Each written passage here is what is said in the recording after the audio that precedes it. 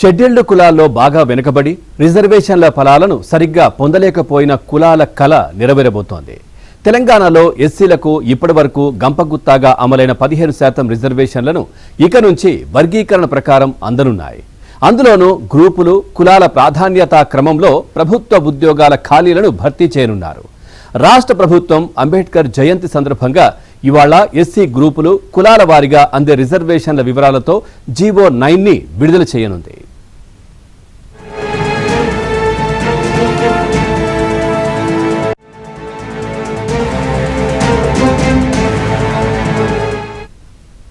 అంతకంటే ముందు ఎస్సీ వర్గీకరణపై ఏర్పాటైన మంత్రివర్గ ఉపసంఘం సచివాలయంలో భేటీ అవుతుంది.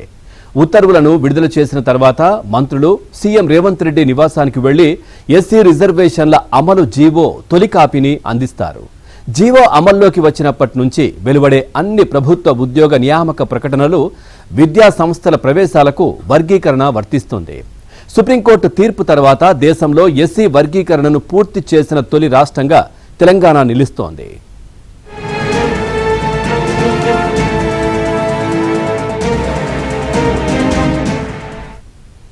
రైట్గా ఇదే విషయానికి సంబంధించి మరింత సమాచారాన్ని మా కరెస్పాండెంట్ నరసింహరావు అందిస్తారు. నరసింహరావు. ఎస్ పవన్, మాదిగా ఉపకులాల చేసిన 3 దశాబ్దాల పోరాటం వారి కళ నేటితో ఫలించబోతుంది. ఈ రోజు నుంచి ఎస్సీ వర్గీకరణ అమల్లోకి రాబోతుంది. తెలంగాణ ప్రభుత్వం, రేవంత్ రెడ్డి సర్కారు ఎస్సీ వర్గీకరణపై ఇచ్చినటువంటి హామీని నిలబెట్టుకున్నాయి. సో ఈ రోజు ఎస్సీ వర్గీకరణకు సంబంధించినటువంటి జీవోను విడుదల చేయబోతుంది. ఉదయం 11 గంటలకి ఆ జీవో విడుదలవుతుంది. ఎస్సీ వర్గీకరణకు సంబంధించి జీవో నెంబర్ 9 ప్రభుత్వం విడుదల చేస్తుంది. విడుదలైన వెంటనే ఆ జీవో కాపీని కేబినెట్ సబ్ కమిటీ, ఎస్సీ వర్గీకరణపై నియమించిన cabinet sub committee Uttam Kumar Reddy నేతృత్వంలో ఆ జీవో కాపీని ముఖ్యమంత్రి రేవంత్ రెడ్డికి అందించబోతా ఉన్నారు. సో ఈ జీవో విడుదలైన వెంటనే ఇక రాబోయేటువంటి అన్ని ఉద్యోగ నియామకాలు, అదేవిధంగా విద్యా సంస్థల్లో ప్రవేశాలకు సంబంధించి ఆ రిజర్వేషన్లు అమల్లోకి రాబోతున్నాయి. వాస్తవానికి గతంలో గంపగుత్తగా ఎస్సీలకి 15% రిజర్వేషన్ ఉండేది. సో ఇప్పుడు ఆ 15% రిజర్వేషన్ మాదిగా ఉపకులాలు, మాల ఉపకులాలు, అత్యంత వెనుకబడిన వర్గాలను 3 గ్రూపులుగా విభజించి ఆయా గ్రూపుల వారిగా ఈ రిజర్వేషన్లని కల్పించబోతా ఉన్నారు. ఆ అవకాశాలు, విద్యా ఉద్యోగాలు ఆ అవకాశాలని, ఆ రిజర్వేషన్లని వినియోగించుకునేటువంటి అవకాశం ఏర్పడుతుంది. వాస్తవానికి దీనిపైన ఎన్నో ఏళ్ళుగా మాదిగా ఉపకులాలు పోరాటం చేస్తూ ఉన్న ఎస్సీ వర్గీకరణ చేయాలని చెప్పి గంపగుత్తగా ఇవ్వడం వల్ల అవి ఒకే వర్గాలకి లబ్ధి చేకూరుతుంది. వెనుకబడినటువంటి వారికి ఆ లబ్ధి చేకూరడం లేదు కాబట్టి ఎస్సీ వర్గీకరణ చేయాలని చెప్పి పోరాటం చేస్తా ఉన్నారు. అయితే సుప్రీంకోర్టు గత 2024 ఆగస్టు 1వ తేదీన అనుకూలంగా తీర్పు ఇచ్చింది. ఎస్సీ వర్గీకరణకు అనుకూలంగా తీర్పు ఇచ్చింది. రాష్ట్ర ప్రభుత్వాలు ఆ మేరకు అమలు చేసుకోవచ్చు అనేటువంటి ఆదేశాలను ఇచ్చింది. ఈ నేపథ్యంలో అదే రోజు అసెంబ్లీ జరుగుతున్నటువంటి నేపథ్యంలో అసెంబ్లీలోనే ముఖ్యమంత్రి రేవంత్ రెడ్డి ప్రకటన చేశారు.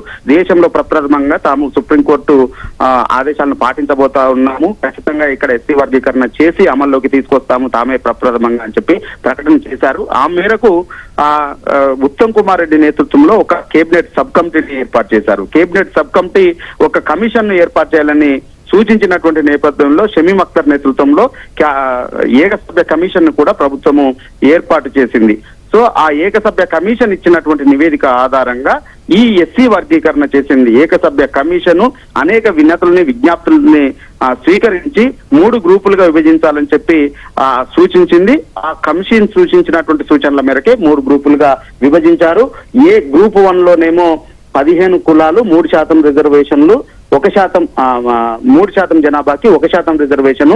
గ్రూప్ 2లోనేమో 18 కులాలు, మాదిగా ఉపకులాలకు సంబంధించి 18 కులాలను చేర్చి 62% జనాభాను చేర్చి వారికి 9% రిజర్వేషన్ ఇవ్వాలని చెప్పి, అదేవిధంగా గ్రూప్ 3లోనేమో 26 కులాలని, మాల ఉపకులాలను చేర్చి వారికి 5% రిజర్వేషన్ కల్పించాలని చెప్పి సూచించింది కమిషన్.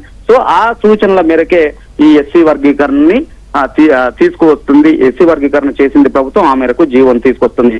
ఈ జీవోలోనే ఈ రోస్టర్ పాయింట్లు కూడా ఉంటాయి. ఈ రోస్టర్ పాయింట్లకు సంబంధించి కూడా ఒక క్లారిటీ జీవోలో ఇవ్వబోతా ఉన్నారు. ప్రధానంగా ఎస్సీ గ్రూప్ 1లోనేమో 7వ రోస్టర్ పాయింట్ ఇవ్వబోతున్నారు. గ్రూప్ 2కు సంబంధించేమో 2, 16, 27, 47, 52, 66, 72, 87, 97 పాయింట్లని ఈ గ్రూప్ 2కి రోస్టర్ పాయింట్లను కేటాయించేటువంటి అవకాశం ఉంది. గ్రూప్ 3లో వారికేమో 22, 41, 62, 77, 91 రోస్టర్ పాయింట్లను ప్రతిపాదించింది. సో ఆ మేరకే ఈ జీవోలో కూడా ఈ రోస్టర్ పాయింట్ల కేటాయింపు కూడా ఉంటుంది.